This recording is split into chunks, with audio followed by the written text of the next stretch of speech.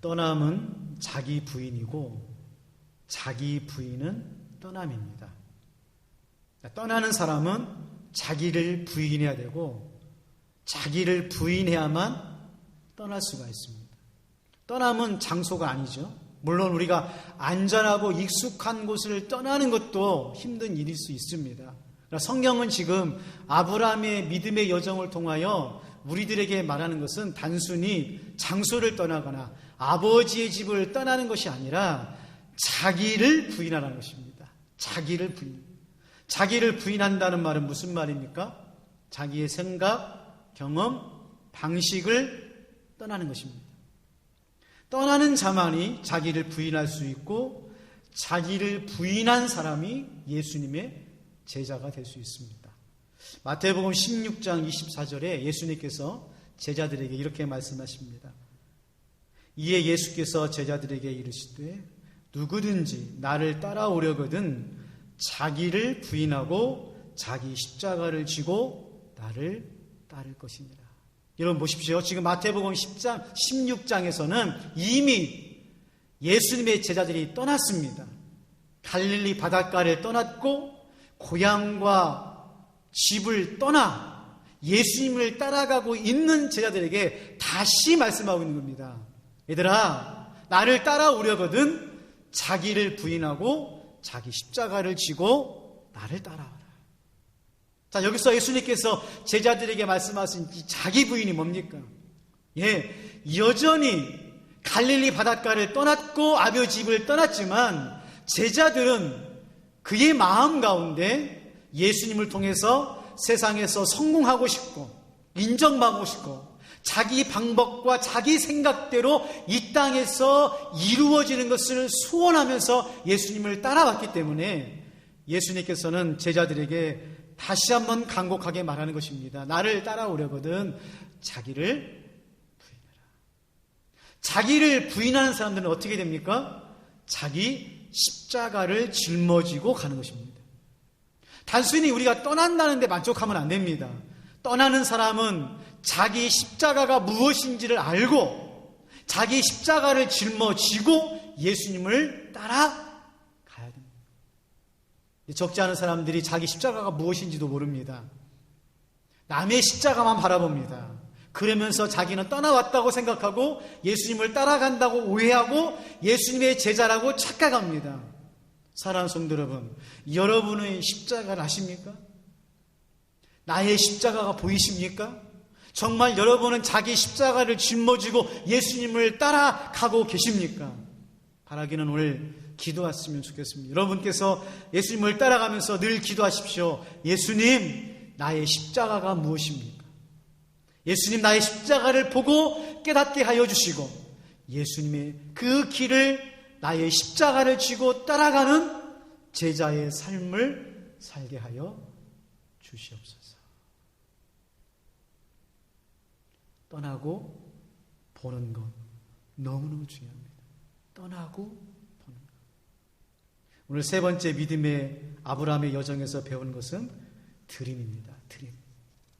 떠나고 본 사람은 반드시 드리게 되어 있습니다. 오늘 본문 말씀에는 세 가지 장면이 나오죠. 세 가지 장면. 첫 번째 장면은 롯이 소돔 땅에서 열심히 살았고 자기가 일가를 이뤘지만 그 지역에 전쟁이 남으로 인하여 소돔 땅이 멸망하고 롯의 재산을 빼앗기고 심지어는 롯도 생명이 유태로운 곳까지 가게 되죠. 두 번째 장면은 그 소식을 들은 아브라함이 자기 조카 롯을 구하기 위하여 식솔들을 거느리고, 즉 자기 집안에서 기리고 훈련된 318명을 데리고 쫓아가서 조카 롯을 구해오는 장면입니다. 여기서 중요한 것은 길리고 훈련받은 318명의 식솔들이 있었다는 것입니다.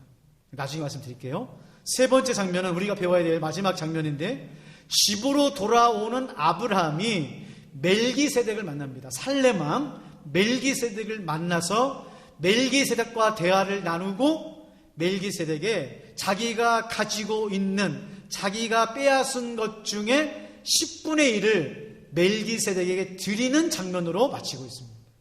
자, 오늘 이 믿음의 여정에서 우리가 주님이 바라보는 곳으로 가면서 배워야 될 3가지 중요한 원리가 여기에 나와 있는 것을 볼 수가 있습니다. 오늘 말씀을 통해서 하나님께서 여러분을 만지시고 함께 주실 줄로 믿습니다. 자, 첫 번째로 우리 하나님은 다시 찾아오시는 하나님이십니다. 우리 하나님은 다시 찾아오시는 하나님이세요. 자, 15절 16절 말씀입니다. 그와 그의 가신들이 나뉘어 밤에 그들을 쳐부수고 다메섹 왼편 호비까지 쫓아가 모든 빼앗겼던 재물과 자기의 조카 롯과 그의 재물과 또 부녀와 친척을 다 찾아왔더라.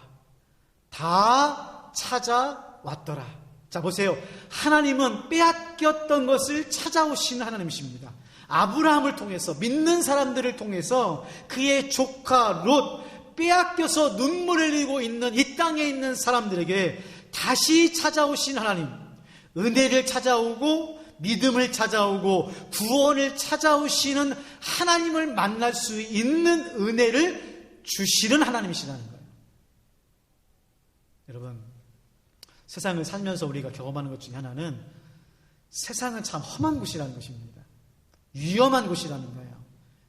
속고 속이는 세상이고 빼앗고 빼앗기는 세상이에요. 오늘 예배드리는 성도님들 중에서도 과거에 어쩌면 지금도 내가 믿는 사람에게 속아서 빼앗겼던 것들 때문에 아파하시는 분들이 계실 거예요. 우리나라 속담에 믿는 도끼에 발등 찍히는 것처럼 내가 그토록 의지했고 믿었다고 생각하는 사람들이 뒤통수를 치고 나의 것들을 빼앗아가는 경험들을 하면서 세상은 너무 힘들고 사람들에 대해서 문이 닫혀버리는 사람들이 얼마나 많은지 모릅니다. 그래서 정말 친절을 베풀고 사랑으로 섬기는 사람들을 만나면 오히려 의심하게 되고 움츠러들게 되고 의심하게 되는 것이 현대인의 삶이죠. 이게 세상입니다. 건강도 빼앗아갑니다. 믿음까지도 빼앗아가서 얼마나 많은 사람들이 교회를 떠나는지 모릅니다. 그런데요, 우리 하나님은 그 빼앗기는 이 땅에서 이 절망과 고통에서 눈물을 흘리고 있는 우리들에게 오셔서 위로해 주시고 우리를 붙잡아 주실 뿐만 아니라 빼앗겼던 것을 도로 찾으시는 하나님이십니다. 이걸 믿으셔야 돼요. 믿음으로 떠나는 길은 외롭습니다. 떠나다 보면 도둑도 만나고 강도도 만납니다. 빼앗길 수 있어요. 두드려 맞을 수 있습니다. 너무너무 고통스러워서 홀로 외롭게 엎드려서 기도할 수 있습니다.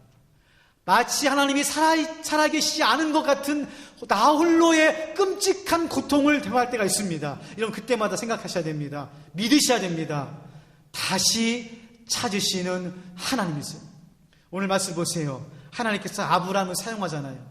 조카 롯이 모든 것을 빼앗기고 자기의 생명까지 위협을 받을 때 하나님의 사람 아브라함이 끝까지 쫓아가서 끝까지 따라가서 하나도 남김없이 다 도로 찾으시는 하나님을 우리들에게 소개하고 있는 것입니다.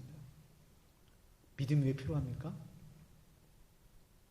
빼앗겼던 자리에서 포기하지 않고 낙심하지 않고 끝까지 견디고 버틸 수 있도록 하시기 위해서 하나님께서 우리에게 아브라함과 같은 믿음을 허락해 주신 거예요. 좁은 문을 가는 여러분, 세상이 악한 마귀가 다 빼앗아서 빈털터리가 되어 내가 아무것도 없다고 생각하는 그 순간 하나님께서 도로 찾아주시는 하나님이심을 믿으시기 바랍니다. 반드시 회복해 주십니다. 반드시 회복해 주셔요. 두 번째로 오늘 말씀을 보면 다시 찾으시는 하나님께 쓰임받기 위해서는 믿음만 필요한 것이 아니라 준비되고 훈련되어야 된다는 것입니다. 다시 찾으시는 하나님을 만나기를 원하시고 빼앗긴 곳에서 다시 찾으신 하나님을 만나기 위해서는 오늘 아브라함처럼 준비되고 훈련된 믿음의 삶을 살아야 돼요. 오늘 14절 보십시오. 14절. 아브라함이 그의 조카가 사로잡혔다 함을 듣고 집에서 길리고 훈련된 자 318명을 거느리고 단까지 쫓아가니라. 여러분, 아브라함이 조카 롯이 사로잡혀서 재물들을 빼앗기고 목숨까지 위태롭다는 말을 듣고 혼자 쫓아갔나요? 하나님 나와 함께 하시니까 믿음대로 될 거야. 그렇게 하고 아브라함이 혼자 쫓아갔나요? 그랬으면 롯을 구하기는커녕 아브라함도 포로로 잡혀갔을 거예요. 근데 오늘 보십시오. 아브라함이요, 조카 롯이 사로잡혔다 함을 듣고 집에서 길리고 훈련된 몇 명이요? 몇 명입니까? 31명? 318명이에요. 318명. 이 말은 아브라함이 그만큼 하나님께서 거부가 되고 하나님께서 은혜를 주셔서 정말 거느리는 식솔들이 많다라는 것도 있지만 318명이라고 하는 사람들이 훈련되어 전쟁에 나가서 싸울 수 있는 사람들이 있었다는 거예요. 특별히 오늘 믿음만 중요하게 생각하거나 믿음에만 매몰되어 있는 우리들에게 하나님께서 오늘 우리들에게 주시는 메시지가 있습니다. 들어보세요. 하나님께서 아브라함을 하란에서 부르셨죠. 하나님께서 아브라함을 인도해 주셔서 가나안 땅으로 보내주셨죠. 하나님께서 아브라함을 선택해서 거부가 되게 해주셨죠. 하나님께서 눈을 열어서 아브라함이 동서남북을 보고 내가 이 모든 것을 준다고 말씀하셨죠. 자, 그러면 어떤 오해가 생기냐면, 믿음이면 되는구나, 믿음만 있으면 되는구나 라고 오해할 수 있어요. 근데 성경은 그렇지 않다는 것을 우리들에게 보여주고 있는 거예요. 믿음만 가지고 되는 것이 아니라 믿음과 함께 영적으로, 신앙적으로, 인격적으로 훈련하는 것이 중요하다는 것입니다. 318명은 굉장히 큰 숫자고 전쟁에 나가는 숫자입니다. 여러분, 300명 하면 어떤 사람이 생각납니까? 기드온의 300용사죠. 왜 100명도 아니고 1000명도 아니고 300명이죠? 그 당시에 딱 300명이 전쟁에 나가는 최소한의 단위입니다. 장정, 20세 이상 되는 장정이 300명이 되어야 전쟁에 나갈 수가 있어요. 그러니 말이 좀 엇나갔지만 창세기 38장에 보면 야곱이 이제 삼촌 라반의 집에서 고생하다가 더 이상은 안 되겠다, 내가 이제 고향으로 돌아가서 좀 살아야 되겠다 하고 식솔들을 데리고 고향으로 가는데 한 종자가 에서가 야곱을 맞이하러 온다는 소식을 전해주는데 뭐라고 말하냐면, 에서가 당신에게 오는데 몇 명을 데리고 온다고 그래요? 몇 명? 400명. 여러분, 에서가 야곱을 맞이하는데 자기의 식솔 400명을 데리고 온다는 말은 무슨 말이에요? 전쟁하자는 얘기예요. 내가 너 한번 그냥 혼내는 정도가 아니라 하겠다는 거예요, 지금. 여러분, 하나님 보실 때 믿음이 좋은 성도님들 되시기를 바랍니다. 정말 예배드리고 기도하고 정말 교회를 세우는 아름다운 믿음의 사람 되셔야 됩니다. 그러나 한 가지 기억하십시오. 믿음만 있으면 안 됩니다. 여러분의 인생과 성품과 인격 안에 318명이 있어야 됩니다. 무슨 말입니까? 여러분의 영성과 여러분의 성품과 인격을 믿음에 맞게 훈련하고 성장하고 성숙시키는 아브라함과 같은 믿음이 있어야 된다는 거예요. 믿음은 여기인데 여러분의 성품과 인격이 여기에 있으면은 믿음 때문에 여러분도 힘들고 주변에 있는 사람들까지 어렵다는 거예요. 쉽게 예를 들자면은 세상에는 두 종류의 부자가 있답니다. 두 종류의 부자. 돈만 있는 부자가 있고 돈도 있는 부자가 있대요. 돈만 있는 부자는 졸부. 갑자기 땅이 올랐거나 하여튼 뭐 상속을 받았거나 갑자기 불로소득으로 갑자기 돈이 생긴 사람, 돈만 있는 부자들은 그 돈이 얼마나 중요한지를 모르고 그 돈 때문에 안하무인이 돼서 돈을 잘 관리하지 못할 뿐만 아니라 사람들을 무시하거나 함부로 대합니다. 그런데 돈도 있는 부자가 있어요. 이 사람들은 땀 흘려 애쓰고 수고해서 돈을 잘 모은 사람들입니다. 이 사람들은요, 그가 가지고 있는 돈을 잘 관리합니다. 헛되이 쓰지 않습니다. 그리고 이 돈을 사용할 때 사람들을 함부로 대하지 않습니다. 막대하지 않습니다. 정말 조심스럽게 인격적으로 대합니다. 죄송합니다. 교회 안에도요, 믿음만 있는 교인이 있고 믿음도 있는 교인이 있어요. 참 어렵습니다. 믿음만 있는 교인들은요, 참 대하기가 힘들어요. 믿음만 있는 성도들은 신령한 것, 영적인 것에 대해만 잘 얘기합니다. 헌신하고 예배 잘 드리고 성경 잘 알고 믿음만 있어요. 근데 그 믿음을 이 인생에서 실질적인 생활에서 잘 활용할 수 있는 인격이나 성품이나 훈련이 되어져 있지 못하기 때문에 교회 안에서는 잘 믿는 것 같아요. 그런데 한쪽에는 믿음도 있는 성도님들이 계십니다. 이분들은요, 좀 미숙할 수 있어요. 성경도 잘 몰라요.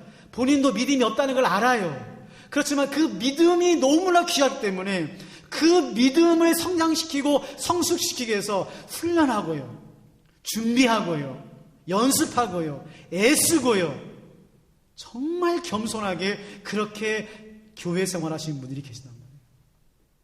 저는 우리 평화교회 성도님들이 믿음만 있는 교인이 아니라 믿음도 있고 그 믿음을 잘 활용하고 훈련해서 실질적으로 여러분의 생활 가운데서, 인생 가운데서 활용하는 아브람과 같은 믿음의 삶 되시기를 바랍니다. 마지막 세 번째로, 믿음의 여정을 떠난 사람은 자기가 가지고 있는 것이 다 하나님의 것인 줄로 알고 10분의 1을 드리는 사람입니다. 믿음의 여정을 떠나는 사람은 자기가 가진 것이 다 하나님의 것인 줄로 믿고 10의 1조를 하나님께 드리는 사람이에요. 자, 오늘 18절부터 20절까지 말씀.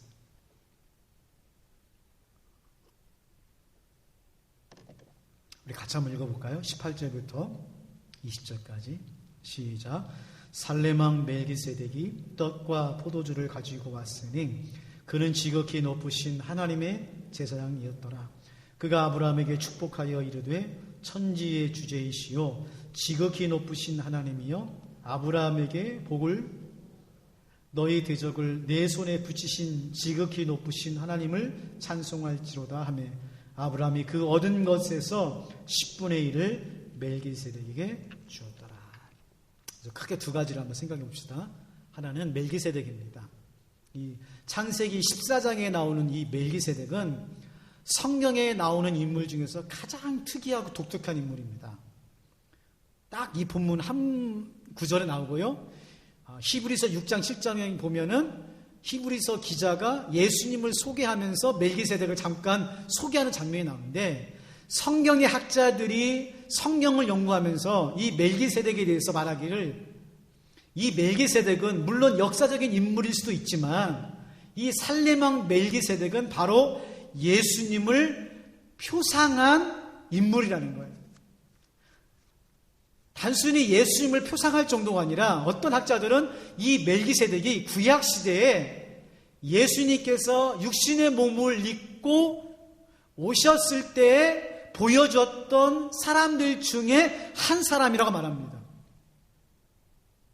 성경에 보면 이 멜기세덱, 그리고 사드락과 메섹과 아벳노가 풀무불에 던졌었을 때에 느부갓네살 왕이 풀무불에 3명을 던졌는데 4명이 있다고 말하면서 그 용모가 하나님의 아들들 같다고 했을 때 그분이 바로 예수님이다 라고 하는 이제 그러한 그 예수님의 형상들이 나오거든요. 그 중에 한 사람 예를 들어보면, 자, 오늘 18절 말씀 보세요. 18절에 보면은 살레망 멜기세덱을 소개할 때에 떡과 포도주를 가지고 나왔다 말하고 있습니다. 여러분, 떡과 포도주가 상징하는 게 뭐죠? 예수님의 성찬입니다. 예수님께서 마지막 십자가에서 못 박히시기 전날 밤에 제자들과 모여서 한 일이 뭐냐면 만찬을 드시고 성찬을 했어요. 즉 떡을 나눠주시고 포도주를 나눠주면서 이것은 내가 십자가에서 너희를 위하여 찢기는 몸이고 너희를 위하여 쏟는 피라고 말씀하시면서 성찬할 때 떡과 포도주를 나눈 것처럼 멜기세덱이 떡과 포도주를 들고 왔다는 것은 바로 예수님을 현현하는 것이다. 또 하나, 그는 지극히 높으신 하나님의 제사장이다.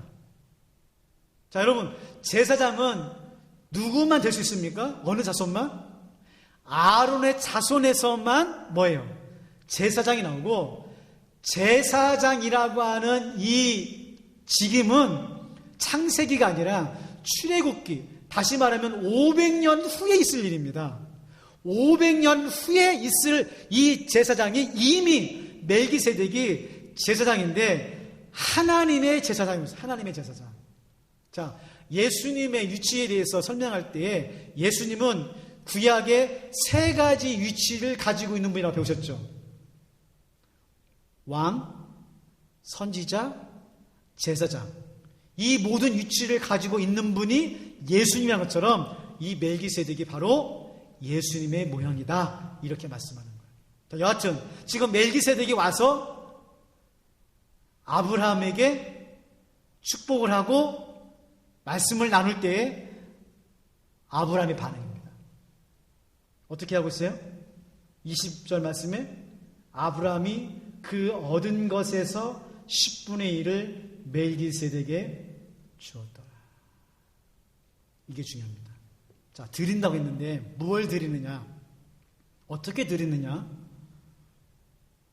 첫 번째로는 자신이 얻은 것 중에서 드려야 됩니다. 자, 오늘 보세요. 아브라함이 그 얻은 것에서 10분의 1을 드리고 있습니다. 여러분, 하나님께 드릴 때에는 남에게 빼앗은 거나 속여서 가져간 것은 드리면 안 됩니다. 여러분이 이 땅에서 땀 흘려 애쓰고 수고한 것 중에서 정직하게 하나님께 드려야 됩니다. 하나님께 드릴 때에는 우리가 어떠한 물질을 드리던 헌물을 하던 하나님 앞에서 정직하게 드려야 됩니다. 그 안에 거짓이 있거나 속임이 있으면 안 됩니다. 이 드림은 우리가 예배를 드린다, 기도를 드린다, 찬송을 드린다는 것도 마찬가지입니다.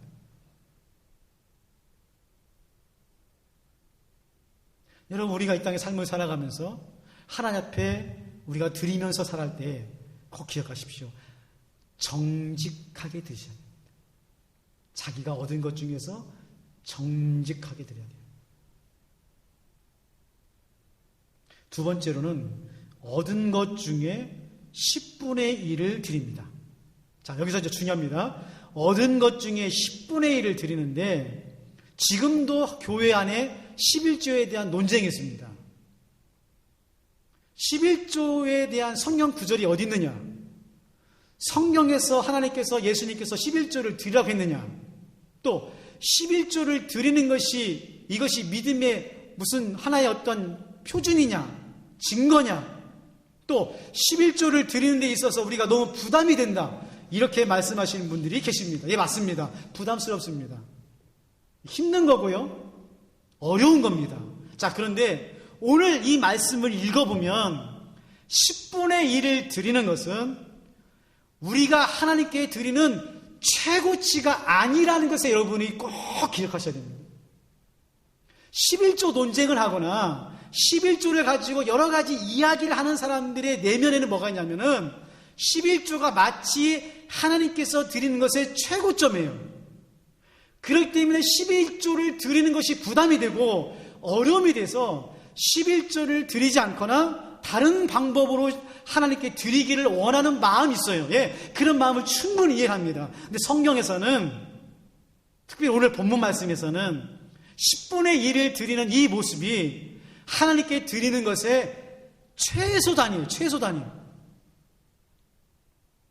이 뒤에 좀 말씀을 드리겠습니다. 세 번째로 여러분께서 드릴 때는 하나님께 복을 받고 드려야 됩니다. 하나님께 복을 받고 드려야 돼요. 오늘 18절, 19절, 20절에 보면 멜기세덱이 아브라함에게 와서 뭐라고 말하냐면은 19절 말씀, 아브라함에게 축복하여 이르되 천지의 주제시오 지극히 높으신 하나님이여 아브라함에게 복을 주옵소서. 자, 여기서 중요한 드림에 대한 원칙이 나옵니다. 하나님께 드리기 위해서는 먼저 하나님께 받으셔야 됩니다. 다시요. 여러분이 하나님 앞에 먼저 받지 못하고 드리는 데만 방점이 찍히면 어떻게 되느냐? 드리는 것이 의무가 됩니다. 어려움이 생겨요. 율법이 됩니다. 드리는 것이 교리가 돼요. 그렇기 때문에 그 교리 문제 가지고 서로 싸우는 거예요. 근데 성경은 드리는 것은 교리나 율법이나 예를 들면 하나님께 드리면 복을 받고 하나님 안 드리면 찜찜하고 벌 받고 그 개념이 아니라는 거예요. 하나님께 드리는 것은 내가 하나님으로부터 복을 받고 얻은 것이 있기 때문에 그 얻은 것 중에서 일부를 드리는 것입니다. 그래서요, 여러분들 특별히 자녀들에게 이 헌물, 헌신, 헌금, 드림에 대해서 가르칠 때에 잘 가르치셔야 되는데, 먼저 가르칠 게 뭐냐면은 아이들에게, 자식들에게 먼저 하나님의 복을 받으라고 가르치셔야 돼요. 먼저 하나님의 은혜를 받으라고 가르치셔야 돼요. 먼저 하나님의 사람이 되라고 가르치셔야 됩니다.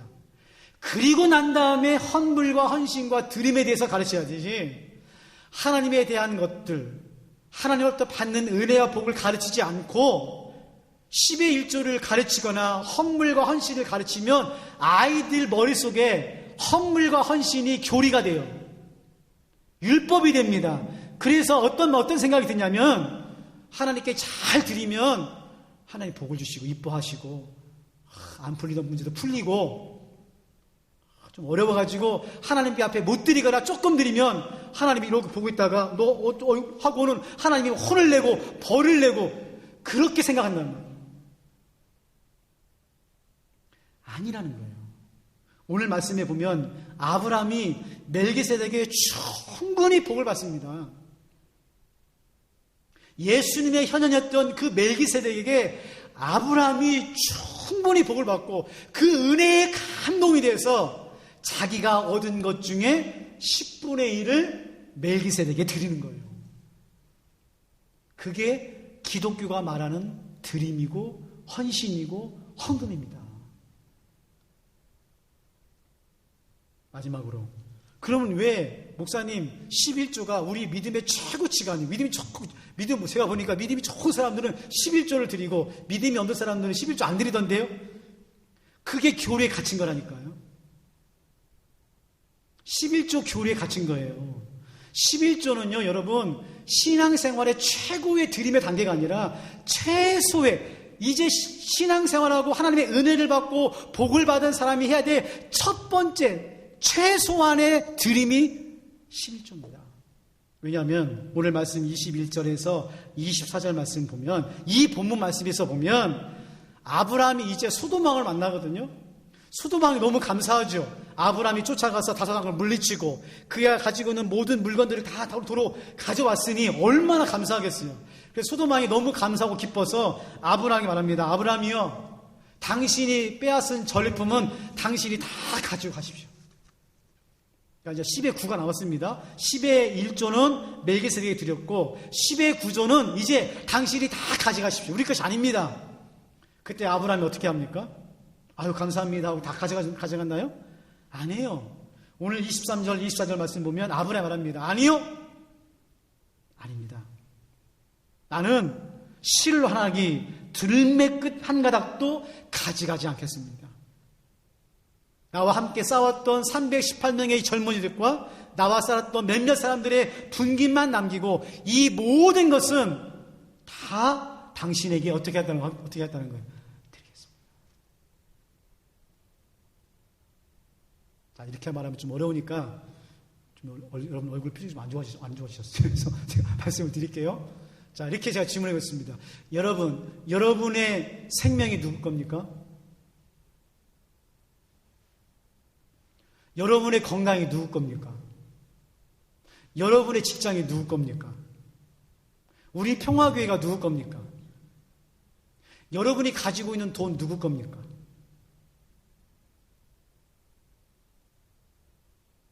자, 보세요. 내 생명, 내 건강, 내 일터, 내 교회 다 주님의 것입니다. 다 주님의 것. 그런 마음으로 아브라함처럼 우리가 믿음의 여정을 떠난 거예요. 그렇다고 한다면 여러분이 가지고 있는 물질과 돈도 누구 겁니까? 하나님의 것입니다. 하나님의 것입니다. 그래서 나는 너무나 감격하고 하나님 앞에 받은 은혜와 구원이 너무 감사해서 내가 가지고 있는 이 물질, 하나님이 주신 이 돈을 다 드리고 싶은데 다 드리면 어떻게 될까요? 안 되잖아요. 그래서 최소한의 단위로 하나님께서 우리에게 드릴 수 있도록 무엇을 주신 거예요? 10의 1조를 드린 거예요. 그래서 생각을 바꾸셔야 됩니다. 내가 믿음이 좋아서 내가 하나님께 온전히 드리고 싶어서 내가 가지고 있는 것 중에 자그만치 10분의 1이나 하나님께 드리는 것이 아니라 내가 가지고 있는 것이 다 하나님의 것인데, 그래서 내가 받은 은혜와 구원을 생각하면 내가 하나님께 다 드리고 싶은데 다 드리면 내가 가정생활, 이 땅에 생활할 수가 없으니 하나님께서 그것도 은혜를 주셔서 최소한 10의 1조만 드릴 수 있도록 하나님께서 나에게 은혜를 주신 거예요. 그래서 10의 1조를 드린 거고, 여러분 우리 한국은 좀 그렇지만 외국이라든지 특별히 미국 같은 데는요, 하나님께 받은 은혜가 너무 감사해서 보통 10의 2조, 10의 3조, 10의 5조까지 합니다. 자연스러운 거예요. 미국 교회에서는 그렇게 배웠고 그런 문화이기 때문에 자연스러운 거예요. 그리고 결국에는 나중에는 도네이션 하죠. 전 재산을 다 교회에 도네이션하고 그렇게 하고 인생을 마칩니다. 사랑하는 성도 여러분, 오늘 우리가 이 드림에 대해서 좀 생각을 바꾸셔야 돼요. 드린다고 하니까 11조를 드리라고, 그게 아니고, 여러분 이 땅에서 살아가면서 결국은 다 우리가 이 땅에 내려놓고 갑니다. 그리고 빼앗겼던 것들은 다 하나님께서 도로 찾아주십니다.